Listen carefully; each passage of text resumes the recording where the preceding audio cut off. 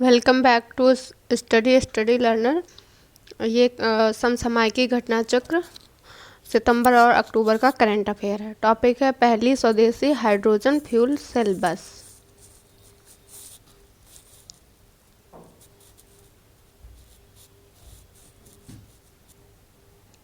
इसका वर्तमान परिप्रेक्ष्य देखेंगे। 21 अगस्त 2022 को केंद्रीय मंत्री डॉक्टर जितेंद्र सिंह ने भारत की पहली स्वदेशी हाइड्रोजन ईंधन सेल बस का लॉन्च किया है। तो ये पहली स्वदेशी हाइड्रोजन ईंधन सेल बस है और इसको लॉन्च किया है केंद्रीय मंत्री डॉक्टर जितेंद्र सिंह ने। और कब किया है? 21 अगस्त 2022 को। इसकी डेट याद रखेंगे। और ये पहली स्वदेशी हाइड्रोजन ईंधन सेल बस है। और इस बस का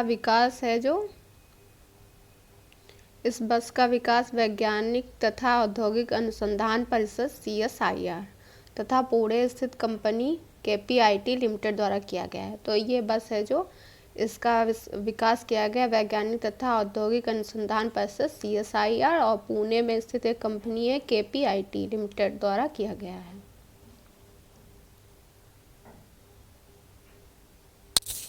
महत्व, इस ईंधन सेल का महत्व क्या है? तो ईंधन सेल का महत्व है, ईंधन सेल बस को ऊर्जा देने के लिए बिजली उत्पन्न करने हेतु हाइड्रोजन और वायु का उपयोग करता है। तो ये बस को ऊर्जा देने के लिए बिजली उत्पन्न हेतु हाइड्रोजन और वायु का उपयोग किया जाता है। इसमें हाइड्रोजन और वायु का। और इस प्रक्रिया में बस से उत्सर्जित होने वाले उत्पाद जल और ऊष्मा है, इसीलिए यह परिवहन का पर्यावरण के अनुकूल है। ये है जो पर्यावरण के अनुकूल है।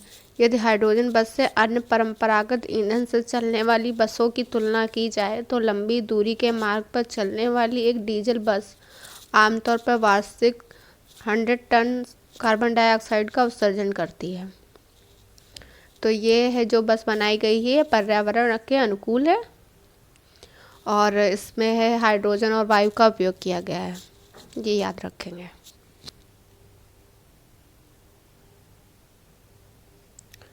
नेक्स्ट टॉपिक है लंपी प्रोवेक टीका।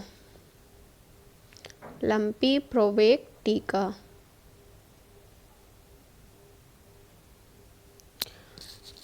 लंपी स्किन डिजीज, इसको हिंदी में कहते हैं गांठदार त्वचा रोग और इसका इंग्लिश मीनिंग है लंपी स्किन डिसीज LSD।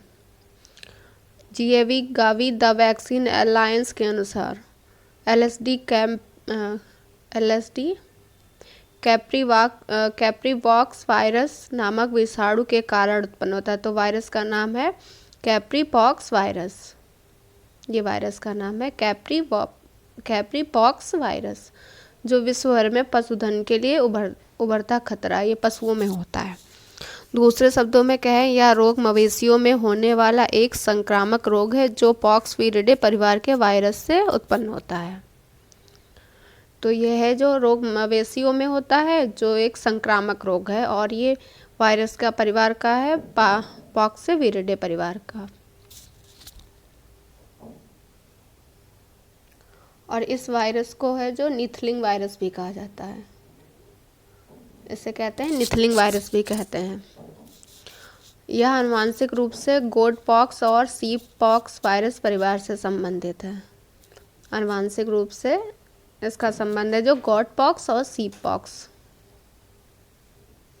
इतना याद रखेंगे, ये जो मवेशी होते हैं पशु, उनमें होता है ये संक्रामक रोग है।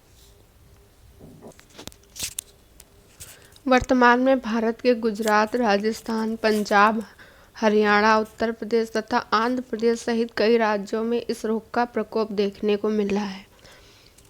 तो ये रोग है जो भारत के गुजरात, राजस्थान, पंजाब, हरियाणा, यूपी, आंध्र प्रदेश और बहुत सारे राज्यों में इसका प्रकोप देखने को मिल रहा है। LSD का पहला मामला भारत में वर्ष 2019 में दर्ज किया गया था।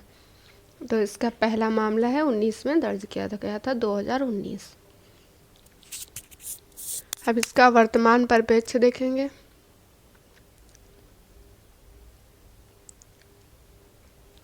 दस अगस्त 2022 को स्वदेशी टीका लंपी प्रोवेक को लॉन्च किया गया था। तो स्वदेशी टीका है, उसका नाम है लंपी प्रोवोक इंड। को लॉन्च किया गया और ये लॉन्च कब किया गया? 10 अगस्त 2022 को। इसे केंद्रीय कृषि एवं किसान कल्याण मंत्रालय द्वारा लॉन्च किया गया। ये मंत्रालय का नाम याद रखेंगे, कृषि एवं किसान कल्याण मंत्रालय। यह टीका लंपी त्वचा रोग से पशुओं का बचाव करेगा। यह टीका है जो लंपी त्वचा रोग से पशुओं का बचाव करेगा। तो ये इम्पोर्टेंट पॉइंट है, इसको याद रखेंगे। नेक्स्ट पॉइंट है वैक्सीन का विकास। इस टीके का विकास भारतीय कृषि अनुसंधान परिषद, Indian council of agriculture research ICAR, इसका फुल फॉर्म है Indian council of agriculture research, की 2 संस्थाओं द्वारा किया गया है। ये 2 संस्थाएं, एक संस्था का नाम है राष्ट्रीय अश्व अनुसंधान केंद्र, national research centre of इक्विन्स, Hisar Haryana में है। ये राष्ट्रीय अश्व अनुसंधान केंद्र है जो हिसार हरियाणा में है। और दूसरी संस्था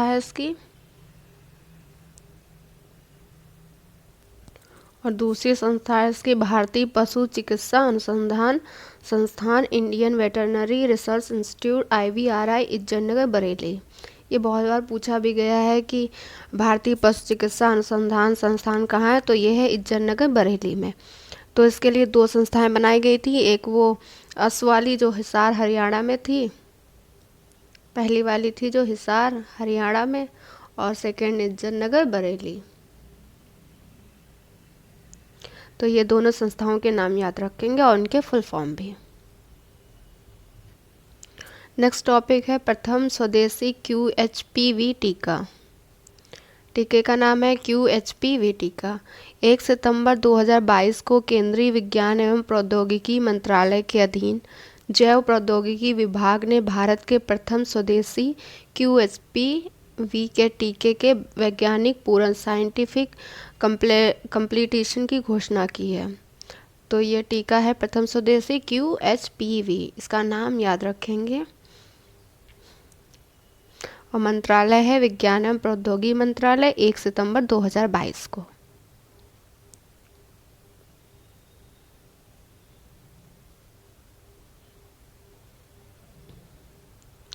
12 जुलाई 2022 को DCGI drugs controller general of India ने भारत के प्रथम स्वदेशी QHPV, इसका ये फुल फॉर्म है क्वाड्रीवैलेंट ह्यूमन पॉपिलोमेवायरस वैक्सीन के उत्पादन हेतु serum institute of India SII को विपणन अनुमोदन प्रदान किया था। इसे है जो इसका अनुमोदन प्रदान किया गया है सीरम इंस्टीट्यूट ऑफ इंडिया को। यह टीका है जो महिलाओं में गर्भाशय ग्रीवा कैंसर या सर्वाइकल कैंसर की रोकथाम के हेतु कारगर सिद्ध होगा।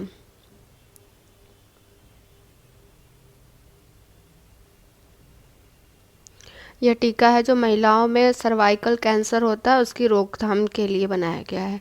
इस टीके का नाम सर्वावेक है। इस टीके का नाम है सर्वावेक, याद रखेंगे। इस टीके का विकास सीरम इंस्टीट्यूट ऑफ इंडिया, जैव प्रौद्योगिकी विभाग तथा जैव प्रौद्योगिकी उद्योग अनुसंधान सहायता परिषद के मध्य साझेदारी का परिणाम है। और इसका नाम जरूर याद रखेंगे, सर्वावेक नाम है। सर्वावेक है जो सर्वाइकल कैंसर की रोकथाम के लिए है। नेक्स्ट पॉइंट है सर्वाइकल कैंसर भारत में दूसरा सबसे अधिक होने वाला कैंसर है। सर्वाइकल कैंसर के ज़्यादातर मामलों के लिए ह्यूमन पेपिलोमा वायरस HPV उत्तरदायी है। सर्वाइकल कैंसर के लिए जो वायरस उत्तरदायी है वो है ह्यूमन पेपिलोमा वायरस। HPV एक छोटा DNA विषाणु है। ये कैसा विषाणु है? मतलब ये DNA वायरस है जो त्वचा या श्लेष्मिक कोशिकाओं को संक्रमित करता है। नेक्स्ट टॉपिक है INS सिंधु ध्वज सेवा मुक्त। INS सिंधु ध्वज सेवा मुक्त। तो इसका है जो वर्तमान परिप्रेक्ष्य देखेंगे INS सिंधु ध्वज का, तो ये 16 जुलाई 2022 को 35 वर्ष की सेवा के बाद, तो ये क्वेश्चन आ भी सकता है कितनी सेवा के बाद इस पनडुब्बी को भारतीय नौसेना से सेवा मुक्त किया गया, तो ये 35 वर्ष। और कब किया गया? 16 जुलाई 2022 को इस पनडुब्बी है, ये INS सिंधु ध्वज है जो एक पनडुब्बी है, इसको भारतीय नौसेना से सेवा मुक्त किया गया है। इसे जून 1987 में भारतीय नौसेना में शामिल किया गया था जून 1987 में, और इसे सेवा मुक्त किया गया 16 जुलाई 2022 को। इस पनडुब्बी को विशाखापत्तनम में आयोजित समारोह में सेवा मुक्त किया गया है। तो ये सेवा मुक्त कहाँ से किया गया है? विशाखापत्तनम से। ये इम्पोर्टेंट है, इसको याद रखेंगे। विशाखापत्तनम से इसको सेवा मुक्त किया गया है और उसका नाम है INS सिंधु ध्वज। नेक्स्ट टॉपिक है प्रथम भारत पशु स्वास्थ्य शिखर सम्मेलन। टॉपिक का नाम है प्रथम भारत पशु स्वास्थ्य शिखर सम्मेलन। इसका वर्तमान परिप्रेक्ष्य देखेंगे। वर्तमान परिप्रेक्ष्य इसका 6 और 7 जुलाई 2022 को नई दिल्ली में प्रथम भारत पशु स्वास्थ्य शिखर सम्मेलन का आयोजन किया गया। तो ये जो प्रथम भारत पशु स्वास्थ्य शिखर सम्मेलन था, ये हुआ था नई दिल्ली में, ये याद रखेंगे, नई दिल्ली, और 6 से 7 जुलाई को हुआ था। डेट और जगह का नाम जरूर याद रखेंगे। इस 2 दिवसीय शिखर सम्मेलन का उद्घाटन केंद्रीय मत्स्य पशुपालन और डेयरी मंत्रालय द्वारा किया गया। ये मंत्रालय हैं, इसमें 3 मंत्रालय हैं, केंद्रीय मत्स्य पशुपालन और डेयरी मंत्रालय। ये जो मंत्रालय है इसमें 2 दिवसीय शिखर सम्मेलन था, इसीलिए 6 से 7 जुलाई है, याद रखेंगे इसको। आयोजन इसका किया गया स्थल है NSC कॉम्प्लेक्स नई दिल्ली में। इसका आयोजन किया गया NASC कॉम्प्लेक्स नई दिल्ली। और आयोजक कौन था इसका? भारतीय खाद्य एवं कृषि परिषद, Indian chamber of food and agriculture ICF है। इसका फुल फॉर्म है Indian chamber of food and agriculture, इसका आयोजक था। और सह आयोजक है एग्रीकल्चर टुडे ग्रुप। और सहयोग किसके सहयोग से किया गया? तो ये किया गया पशुपालन और डेयरी विभाग के द्वारा, पशुपालन और डेयरी विभाग के द्वारा। तो ये सब पॉइंट हैं जो याद रखेंगे। नेक्स्ट टॉपिक है भारत पशु स्वास्थ्य पुरस्कार। भारत पशु स्वास्थ्य पुरस्कार, India animal health awards IAHA 2022। सम्मेलन के दौरान ICFA ने भारत के पशुधन स्वास्थ्य खंड को बढ़ावा देने में उत्प्रेरक की भूमिका निभाने वाले प्रमुख हितधारकों के मौलिक प्रयासों और योगदान को स्वीकार करते हुए भारत पशु स्वास्थ्य पुरस्कार का भी वितरण किया गया है। और इसमें है जो पुरस्कार प्राप्त कार्यकर्ताओं की सूची है वो दी गई हुई है, श्रेणी दी गई हुई है और विजेता। तो ये श्रेणी है विस्तार एक्सटेंशन लीडरशिप है। तो इसमें विजेता कौन है? कामधेनु विश्वविद्यालय गांधीनगर गुजरात। ये विश्वविद्यालय है जो गांधीनगर गुजरात में है। और श्रेणी है विस्तार और लीडरशिप में।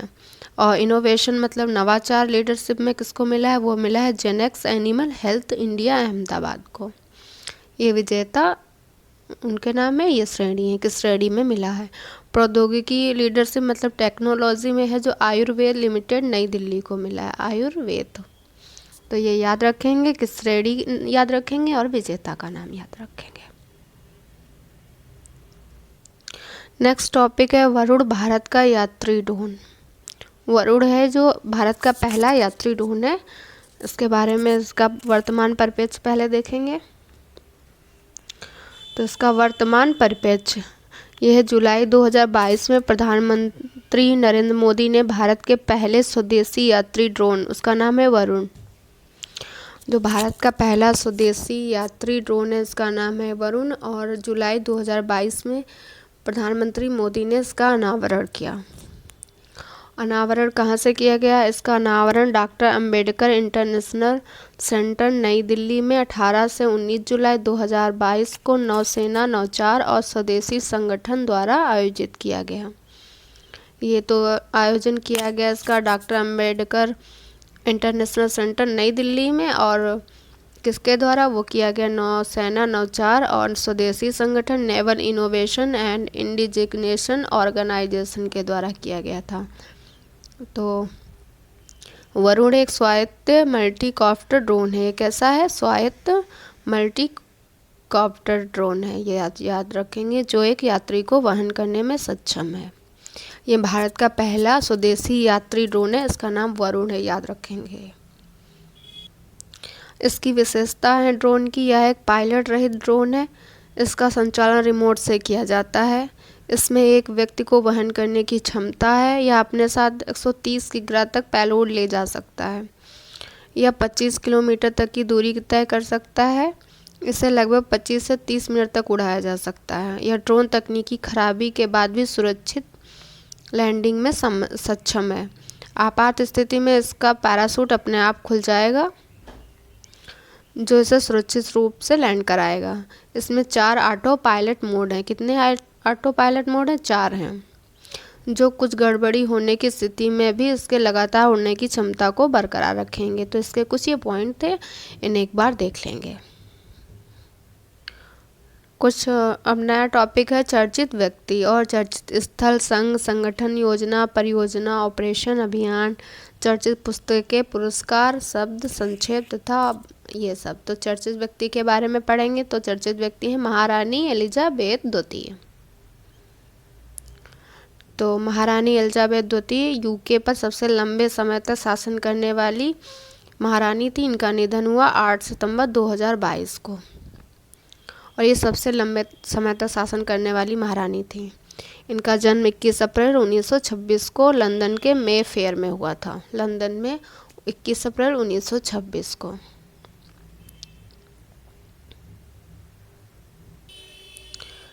और ये वर्ष 1952 में ब्रिटेन की महारानी बनी थी। महारानी एलिजाबेथ के निधन के पश्चात उनके बड़े पुत्र चार्ल्स III यूके के महाराजा बने हैं। महारानी एलिजाबेथ के निधन के पश्चात उनके बेटे हैं जो चार्ल्स III यूके के महाराजा बने हैं, याद रखेंगे ये। महारानी एलिजाबेथ द्वितीय जनवरी 1691 में पहली बार भारत पर यात्रा पर रही थी। इन्होंने भारत पर पहली बार यात्रा की थी 1691 में, जो महारानी एलिजाबेथ द्वितीय थी, तथा वे 26 जनवरी 1961 को गणतंत्र दिवस पर परेड की मुख्य अतिथि रहीं। ये है जो एलिजाबेथ द्वितीय के बारे में दिया है, जो 1691 में पहली बार भारत पर आई थी। और ये अब यहाँ पे 1691 काट दीजिएगा, 1961 कर लीजिएगा, यहाँ पे गलत प्रिंट हो गया है। महारानी एक जो 1961 में पहली बार जब भारत पे यात्रा पे आई थी तो 26 जनवरी को आई थी, गणतंत्र दिवस की परेड की मुख्य अतिथि रही थी। 1691 ये काट देंगे यहाँ से। वर्ष 1983 में वे दूसरी बार भारत यात्रा पर रही, पहली बार 1961 में, फिर 1983 में। भारत की स्वतंत्रता के 50 वर्ष पूरे होने के अवसर पर वर्ष 1997 में वे तीसरी बार भारत आई। तो वो पहली बार 1961 में भारत आई, फिर 1983 में आई, फिर 1997 में आई। तो वो 3 बार भारत आई। अब है लिज ट्रस। तो लिज ट्रस कौन है? तो ये है कंजर्वेटिव पार्टी के एक नेता हैं। ब्रिटेन की प्रधानमंत्री के रूप में पदभार ग्रहण किया है इन्होंने। 6 सितंबर 2022 को किया था इन्होंने। मार्गरेट थैचर और थेरेसा मे के बाद वह इस पद पर पहुंचने वाली तीसरी महिला हैं ये, जो इस पद पर पहुंची। उन्होंने अपने प्रतिद्वंदी भारतीय मूल के ऋषि सुनक को हराया है। इन्होंने पहले हराया था ऋषि सुनक को, लिज ट्रस ने। इस पद पर इन्होंने बोरिस जॉनसन का स्थान लिया है। नेक्स्ट व्यक्तित्व वाले हैं साइरस पोलोनजी मिस्त्री। ये प्रसिद्ध उद्योगपति एवं टाटा समूह के पूर्व अध्यक्ष थे। इनका निधन हुआ है 4 सितंबर 2022 को। यह वर्ष 2012 से 16 तक टाटा समूह के अध्यक्ष रहे हैं। ये आप नाम याद रखिएगा, यहाँ इम्पॉर्टेंट है। साइरस पोलोनजी मिस्त्री टाटा समूह के ये अध्यक्ष थे 2012 से 16 तक। नेक्स्ट है न्यायमूर्ति DY चंद्रचूड़। न्यायमूर्ति DY चंद्रचूड़ ये उच्चतम न्यायालय के वरिष्ठ न्यायाधीश राष्ट्रपति द्रौपदी मुर्मू द्वारा राष्ट्रीय विधिक सेवा प्राधिकरण NALSA national legal service authority के नए कार्यकारी अध्यक्ष मनोनीत किए गए हैं। ये काहे के अध्यक्ष हैं? ये हैं नेशनल लीगल सर्विसेज अथॉरिटी के नए कार्यकारी अध्यक्ष हैं नालसा के। और कब किए गए हैं? 2 सितंबर 2022 को। और ने कौन अध्यक्ष बनाया? तो राष्ट्रपति द्रौपदी मुर्मू ने। ये सुप्रीम कोर्ट के वरिष्ठ न्यायाधीश थे। इस पद पर इन्होंने न्यायमूर्ति उदय उमेश ललित का स्थान ले लिया है। इस पद पर इन्होंने न्यायमूर्ति उदय उमेश ललित का स्थान लिया है। और उदय उमेश ललित हैं जो सुप्रीम कोर्ट के मुख्य न्यायाधीश बन गए हैं, ये याद रखेंगे। नेक्स्ट है इंदरमीत गिल। इंदरमीत गिल विश्व बैंक समूह के मुख्य अर्थशास्त्री का पदभार ग्रहण किया है इन्होंने। विश्व बैंक वर्ल्ड बैंक मतलब समूह के मुख्य अर्थशास्त्री का पदभार ग्रहण किया 1 सितंबर 2022 को। इसके साथ ही वह विश्व बैंक समूह में विकास अर्थशास्त्र के वरिष्ठ उपाध्यक्ष भी नियुक्त हुए हैं। उपाध्यक्ष भी हैं वरिष्ठ, और इन्होंने अर्थशास्त्री का पदभार भी ग्रहण किया है वर्ल्ड बैंक में। नेक्स्ट है महारानी मैक्सिमा। ये कहाँ की महारानी है? ये नीदरलैंड की महारानी है, महारानी मैक्सिमा। और ये विकास के लिए समावेशी वित्त और G20 GPFY मानद संरक्षक के लिए संयुक्त राष्ट्र महासचिव के विशेष अधिवक्ता के रूप में भारत की यात्रा पर रही हैं। ये भारत पे यात्रा पर कब रही? 29 से 31 अगस्त 2022। इस दौरान उन्होंने भारत की राष्ट्रपति द्रौपदी मुर्मू से मुलाकात की। ये महारानी है नीदरलैंड की महारानी मैक्सिमा। नेक्स्ट है रवि किशन शुक्ला। तो ये गोरखपुर से लोकसभा सदस्य एवं अभिनेता हैं। स्वास्थ्य एवं परिवार कल्याण मंत्रालय भारत सरकार द्वारा राष्ट्रीय क्षय रोग मतलब टीबी रोग होता है जो उसके उन्मूलन कार्यक्रम के ब्रांड एम्बेसडर नियुक्त किए गए हैं। ये 30 अगस्त 2022 को टीबी रोग का उन्मूलन के ये ब्रांड एम्बेसडर हैं रवि किशन शुक्ला। और ये गोरखपुर से लोकसभा सदस्य एवं अभिनेता हैं। नेक्स्ट हैं अभिजीत सेन, प्रसिद्ध अर्थशास्त्री एवं योजना आयोग के पूर्व सदस्य। प्रसिद्ध अर्थशास्त्री भी थे और योजना आयोग उसके पूर्व सदस्य थे। उनका निधन हो गया है 29 अगस्त 2022 को। यह वर्ष 2004 से 2014 तक तत्कालीन योजना आयोग के सदस्य रहे हैं। नेक्स्ट है पीयूष गोयल, वरिष्ठ IAS अधिकारी, केंद्र सरकार द्वारा national intelligence grid net grid के मुख्य कार्यकारी अधिकारी CU नियुक्त किए गए हैं। पीयूष गोयल हैं जो वरिष्ठ IAS अधिकारी के नए मुख्य केंद्र सरकार द्वारा national intelligence grid net grid के हैं जो मुख्य कार्यकारी अधिकारी नियुक्त किए गए हैं पीयूष गोयल नेट ग्रिड के। नेक्स्ट है न्यायमूर्ति उदय उमेश ललित। ये देश के 49वें मुख्य न्यायाधीश के रूप में पदभार ग्रहण किया है। तो कौन से नंबर के हैं? ये 49वें हैं, ये याद रखेंगे। उनका नाम है न्यायमूर्ति उदय उमेश ललित। और उन्होंने पदभार ग्रहण किया है 27 अगस्त 2022 को।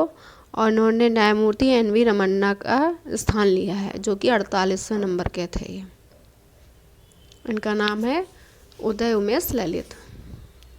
नेक्स्ट है प्रोफेसर रामधर सिंह। तो ये Amrut Modi school of management Ahmedabad विश्वविद्यालय के प्रोफेसर थे और अमेरिका में society for personality and social psychology की हेरिटेज वॉल ऑफ फेम में शामिल होने वाले पहले भारतीय सामाजिक मनोवैज्ञानिक बने हैं ये। तो अमेरिका में society for personality and social psychology SPSP की हेरिटेज वॉल ऑफ फेम में पहले भारतीय हैं जो सामाजिक मनोवैज्ञानिक हैं ये। नेक्स्ट है समीर वी कामत। तो समीर वी कामत कौन? ये हैं प्रसिद्ध वैज्ञानिक, रक्षा अनुसंधान एवं विकास संगठन DRDO के नए अध्यक्ष हैं। तो DRDO के नए अध्यक्ष हैं सामर वी कामत। इन्होंने पदभार ग्रहण किया है 26 अगस्त 2022 को। इस पद पर इन्होंने डॉक्टर G सतीश रेड्डी का स्थान लिया। पहले डॉक्टर G सतीश रेड्डी इसके अध्यक्ष थे, अभी समीर वी कामत हैं। साथ ही वह रक्षा अनुसंधान एवं विकास विभाग के सचिव भी नियुक्त हुए हैं। तो याद रखेंगे, बहुत इंपॉर्टेंट है। समीर वी कामत DRDO के नए अध्यक्ष हैं।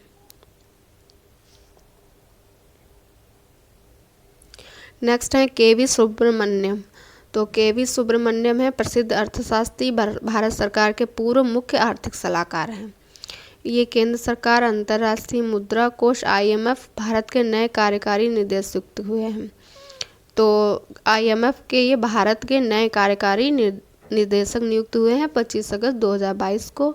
इनका कार्यकाल है जो 1 नवंबर 2022 से प्रारंभ हुआ। कार्यकाल इनका है जो 1 नवंबर से इनका प्रारंभ होगा, 3 वर्ष से अगले आदेश तक रहेगा इनका कार्यकाल। नेक्स्ट हैं गुस्ताव पेट्रो। गुस्ताव पेट्रो हैं जो वामपंथी नेता हैं। कोलंबिया के नए राष्ट्रपति के रूप में भार ग्रहण किया है 7 अगस्त 2022 को।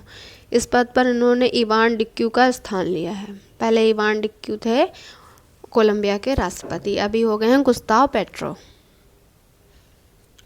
नेक्स्ट है नल्ला थम्बी कलाईसेल्वी। तो नल्ला थम्बी कलाईसेल्वी कौन है? केंद्र सरकार द्वारा वैज्ञानिक एवं औद्योगिक अनुसंधान परिषद CSIR की पहली महिला महानिदेशक नियुक्त की गई हैं ये। तो CSIR की पहली महिला निदेशक हैं जो महानिदेशक हैं नल्ला थम्बी कलाईसेल्वी। इनका कार्यकाल है जो 2 वर्ष तक का है और नियुक्त कब हुई? अगस्त 2022। नेक्स्ट है सुरेश एन पटेल। तो सुरेश एन पटेल देश के नए सतर्कता आयुक्त CVC के रूप में शपथ ग्रहण की है। सुरेश एन पटेल ने देश के नए केंद्रीय सतर्कता आयुक्त हैं ये CVC, और उन्होंने शपथ ली है 3 अगस्त 2022 को। नेक्स्ट है आशीष कुमार चौहान। तो ये नेशनल स्टॉक एक्सचेंज NSE के नए प्रबंधक निदेशक MCU के रूप में पदभार ग्रहण किया है। तो आशीष कुमार चौहान, तो ये हैं नेशनल स्टॉक एक्सचेंज NSE के नए प्रबंधक निदेशक और CU के रूप में पदभार ग्रहण किया है 16 जुलाई 2022 को। नेक्स्ट है जनरल बजराम बैगेज। तो ये जनरल बजराम बैगेज हैं जो अल्बानिया के नए राष्ट्रपति के रूप में पदभार ग्रहण किया है। अल्बानिया के नए राष्ट्रपति हैं जनरल बजराम बैगेज। नेक्स्ट हैं दिनेश गुणवर्धने। तो दिनेश गुणवर्धने श्रीलंका के नए प्रधानमंत्री हैं। दिनेश गुणवर्धने, इस पद उन्होंने रानिल विक्रमसिंघे का स्थान लिया। पहले हैं जो वहाँ के प्रधानमंत्री थे रानिल विक्रमसिंघे, अभी हो गए हैं दिनेश गुणवर्धने। रानिल विक्रमसिंघे के बारे में,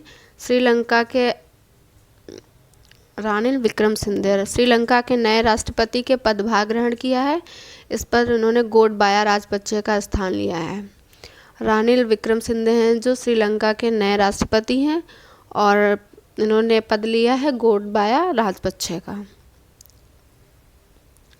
नेक्स्ट है न्यायमूर्ति विनीत सरन। उच्चतम न्यायालय के पूर्व न्यायाधीश BCCI के नए आचरण अधिकारी एवं लोकपाल नियुक्त हुए हैं। इनका नाम है विनीत सरन, BCCI के हैं। इस पद पर उन्होंने न्यायमूर्ति DK जैन का स्थान लिया है। नेक्स्ट है राज्यसभा के 4 नाम निर्देशित सदस्य। तो वो हैं भारतीय संविधान के अनुच्छेद 80A के तहत तत्कालीन राष्ट्रपति रामनाथ कोविंद ने निम्न 4 सदस्यों को मनोनीत किया। जब रामनाथ कोविंद राष्ट्रपति थे तभी इन्होंने 4 सदस्यों को मनोनीत किया था। एक प्रसिद्ध संगीतकार इलैया राजा हैं, पूर्व एथलीट PT उषा हैं, राज्यसभा के ये सदस्य बन गए हैं। पटकथा लेखक V विजयेंद्र प्रसाद हैं, समाज सेवी डॉक्टर धर्मस्थल वीरेंद्र हेगड़े हैं। तो ये 4 लोगों को राज्यसभा के लिए निर्देशित सदस्य हैं। ये राष्ट्रपति रामनाथ कोविंद ने इनको किया था अनुच्छेद 80(1) के तहत, याद रखेंगे। नेक्स्ट है राजर्षि गुप्ता। तो राजर्षि गुप्ता है सार्वजनिक क्षेत्र की कंपनी ONGC की विदेश निवेश इकाई ONGC विदेश लिमिटेड के नए प्रबंधक निदेशक MD के रूप में पदभार ग्रहण किया है। तो ONGC OVL के नए प्रबंधक ONGC विदेश लिमिटेड है OVL, उसके नए MD हैं वो राजर्षि गुप्ता बने हैं। नेक्स्ट है मनोज कुमार। तो मनोज कुमार है खादी एवं ग्रामोद्योग आयोग KVIC के नए अध्यक्ष के रूप में पदभार ग्रहण किया है। तो KVIC के नए अध्यक्ष हैं मनोज कुमार। इस पद पर उन्होंने विनय कुमार सक्सेना का स्थान लिया है। तो ये थे कुछ चर्चित व्यक्ति। अगर आपको ये क्लास पसंद आई हो तो लाइक, शेयर और सब्सक्राइब करें। और वीडियो देखने के लिए थैंक यू सो मच।